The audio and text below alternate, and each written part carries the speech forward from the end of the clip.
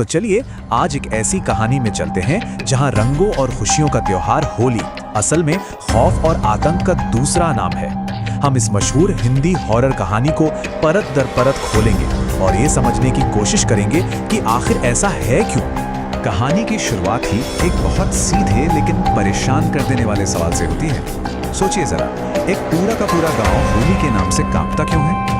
मतलब एक ऐसा त्योहार जो पूरे देश में इतने जोश और उल्लास से मनाया जाता है, वो इस गांव के लिए एक मातम की वजह आखिर क्यों बन गया?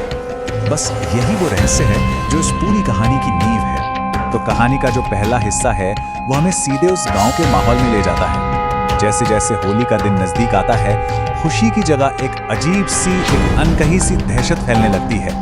इस गांव पर एक बहुत ही अजीब और भयानक नियम थोपा गया है। वही उनकी जिंदगी का सबसे बड़ा सच है।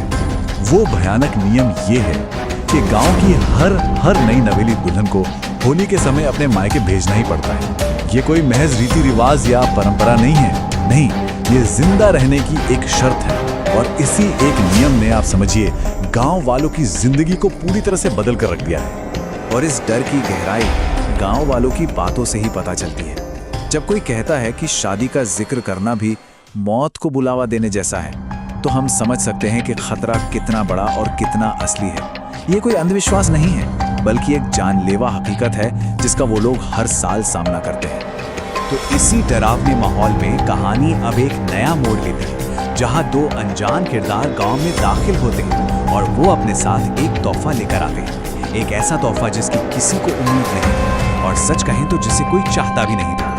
यहीं से कहानी का असली खेल शुरू होता है। नंदिनी की एक दोस्त है सुप्रिया, जो अपने नए नवेले पति गौरव के साथ अचानक उससे मिलने आ जाती है, एक सरप्राइज देने। उनकी अभी शादी हुई है और वो अपनी पहली होली नंदिनी के साथ मनाना चाहते हैं। उन्हें इस बात का जरा भी अंदाजा नहीं है कि उनका आना, उनका ये तोहफा गांव के लिए कितना बड़ा खतरा बन चुका है। तो सवाल ये है कि आखिर इस सारे खौफ के पीछे है कौन? इसका नाम है रूपा, एक प्रेत आत्मा जो सालों से उस गांव में नई दुल्हनों को अपना शिकार बना रही है। गांव का डर किसी अनजाने साए से नहीं है, बल्कि एक जानी पहचानी बदला लेने वाली आत्मा से है, जिसका मकसद बिल्कुल साफ है, नई नवेली दुल्हनों की जान लेना। और यहीं पर देखिए, दो अलग अलग दुनियाएं आपस में टकराती हैं। एक तरफ नंदिनी का परिवार है जो बेबसी में उनसे जाने की भीख मांग रहा है, उन्हें अपनी जान की दुहाई दे रहा है। और दूसरी तरफ है शहर से आए सुप्रिया और गौरव, जो इन सारी बातों को गांव का अंधविश्वास समझकर हंस रहे हैं। उनकी यही अनदेखी उन्हें सीधे मौत के मुंह में धकेल देती है। और जब तक उन्हें खतरे का असली अंदाजा होता है ना, तब तक समझिए बहुत देर हो चुकी होती है। वो भागने की कोशिश करते हैं, लेकिन अब कुछ भी काम नहीं करता। पहले तो कार ही स्टार्ट नहीं होती, फिर जो मैकेनिक है वो होली के डर से घर से बाहर निकलने को ही तैयार नहीं है।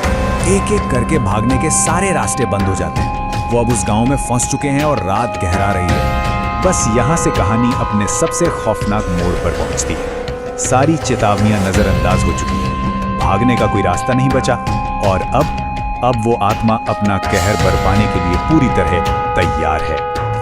आधी रात को गौरव की नींद खुलती है और वो ये भयानक शब्द सुनता है, लेकिन ये आवाज सुप्रिया के मुंह से निकल रही थी। उसका चेहरा बिल्कुल बदल चुका था, आंखें एक जगह जम गई थी और चेहरे पर एक शैतानी मुस्कान थी। रूपा ने सुप्रिया के शरीर पर कब्जा कर लिया था। रूपा की आत्मा, देखिए, होली के त्योहार को सीधे सीधे खून खराबे से जोड़ देती है।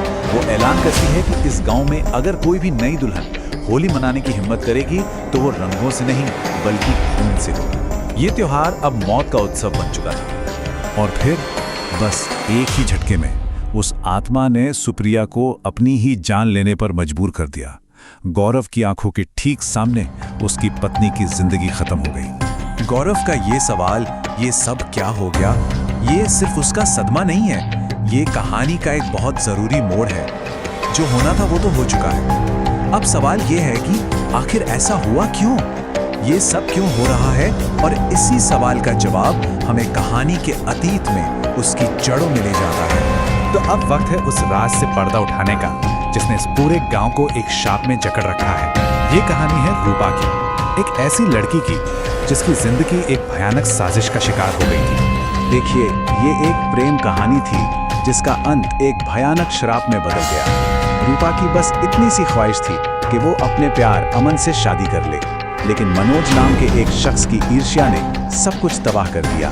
पहले साजिश रची गई, फिर उसे सरेआम अपमानित किया गया और आखिर में होली के दिन उसकी हत्या कर दी गई। और इसी से जन्म हुआ उस बदले की आग का जो आज तक गांव को जला रही है। तो इस पूरी कहानी का, इस पूरी बर्बादी का विलेन कौन था?